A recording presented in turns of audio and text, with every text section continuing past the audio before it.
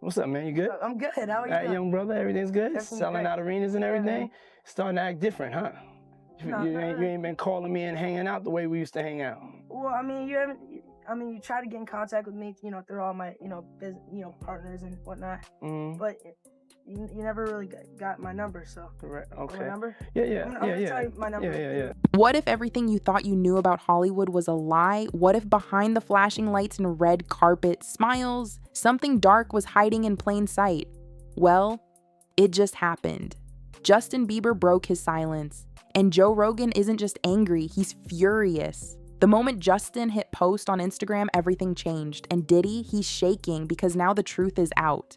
You know, Justin Bieber had a post the other day on his Instagram talking about all the drugs that he did when he was younger and how much it fucked him up. And now he's got a relationship with the Lord, and he's got, he's married, and he's trying to be a normal person. Yeah. But he's struggling with the fact that he was insanely famous when he was a kid. So check this out, yo. Justin, you ever seen the movie 48 Hours?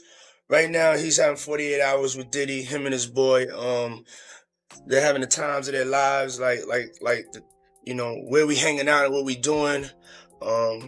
We can't really disclose, but it's definitely a 15-year-old's dream. I have been given custody of him. He signed to Usher. I'm signed to Usher. I had legal guardianship of Usher when he did his first album. I did Usher's first album. I don't have legal guardianship of him, but for the next 48 hours, he's with me. I've had conversations with people about it, and it's like, Jesus, like just trying to get the documents, like when they're trying to get the Epstein files, like the state of New York, one of the district attorneys was hiding documents that have forced them to give documents. I think there's so many fucking powerful people that are on those lists. There's so many powerful people that went and partied. Air quotes, partied. And how many of them went to the Diddy parties? Have you been paying attention to the trial? Oh, yeah. Trials. Wild. Why don't they air it the same way they aired the coverage that Johnny Depp got? I know. Why don't they? I don't know. They should. The ratings would be amazing. Unreal. Yeah. Like, what are you doing? Why wouldn't you air that? What's going to happen though, you think? Well, Diddy's going to be in jail for the rest of his life. I think he's probably going to get. Think he's going to sing though? I don't know. I don't even think it matters. I mean, it's a lot of it is. But then it's just another Epstein. It's another Ghislaine Maxwell, where somebody gets indicted and nobody else indicted for trafficking kids to right no to know. I watched a video of an interview of Justin Bieber, and he was talking about Billie Eilish, and he was broke, almost in tears. He's like, I just want to protect her. I just want to keep her safe. Yeah. What do you think he went through? Because he knows what's been happening to Billy. Just like everybody knew what was happening to Millie Bobby Brown girl with Drake. These people are monsters.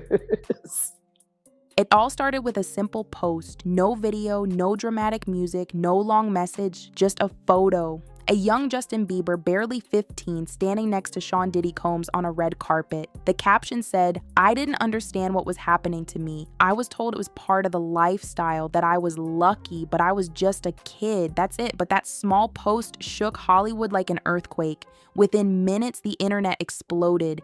Fans, news outlets, and celebrities couldn't believe it, but one person didn't hold back. Joe Rogan. He took to his podcast and unloaded years of frustration. This wasn't just about one post. This was about years of silence, and now it was finally breaking. So many horrific accusations, though, involving young singers, children.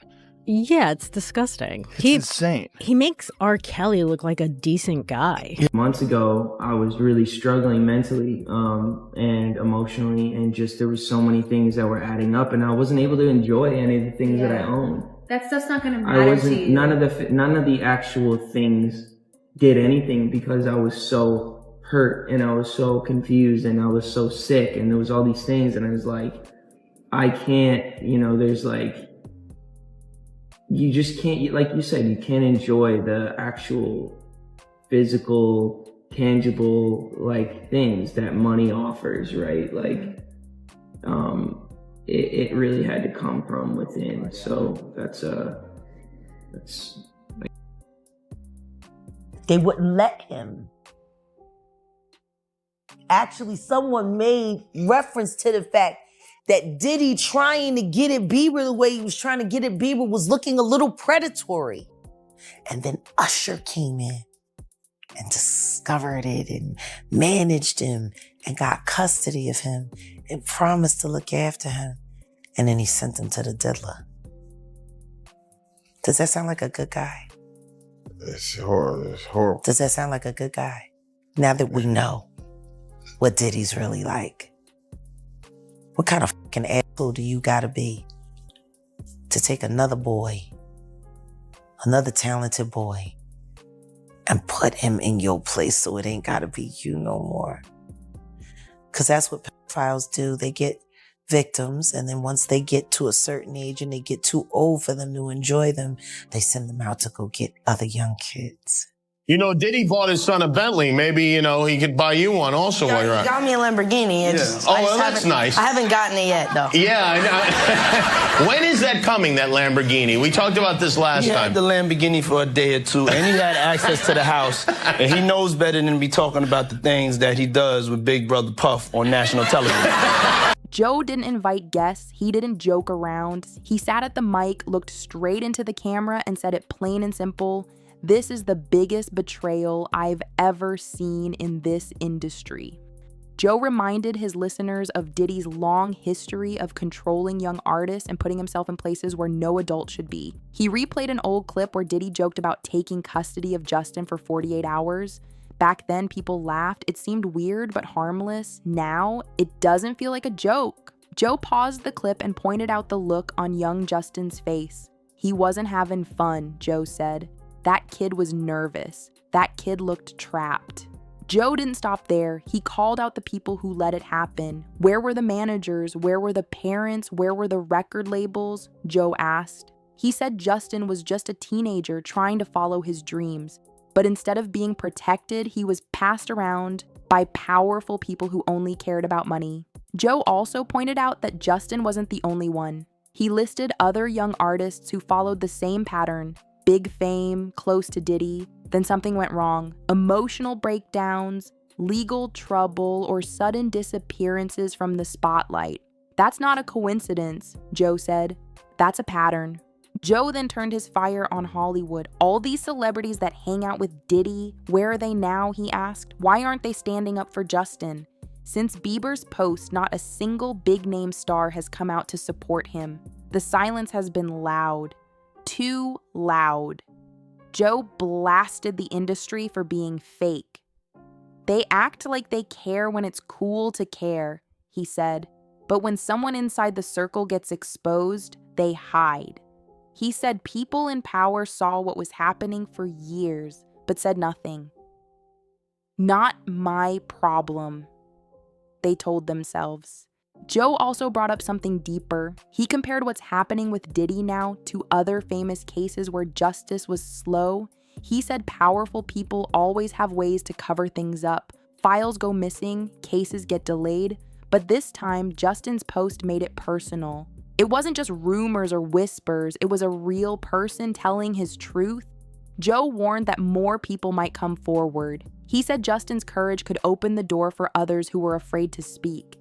This is just the beginning, Joe said. Diddy's empire is crumbling, and no one's going to save him now. Fans online immediately started digging. Old videos of Diddy and Justin began trending. Interviews where Diddy promised Justin cars, trips, and experiences now seemed creepy. People started connecting the dots, and they didn't like what they saw. At the same time, Diddy has been in court, facing serious questions. Witnesses have testified, private videos have been shown, and his once powerful team is starting to fall apart. Joe pointed out that Diddy's silence now is telling. He's hiding, Joe said. And he knows he can't talk his way out of this one. In the end, Joe said it best. Justin Bieber didn't just post a photo. He dropped a bomb on the whole industry. That one post has changed how people look at Diddy forever, and Joe Rogan made sure no one could ignore it. The question now is simple. Who's next? If Justin spoke out, will others follow? Will more truths come out? One thing is clear, Diddy's golden image is done, and with every post, every podcast, and every courtroom update, the truth is getting louder. If you thought the Hollywood game was all glitz and glamour, think again. Joe Rogan isn't backing down, and now that Bieber has spoken, the walls are closing in. Stay tuned, because this is only the beginning.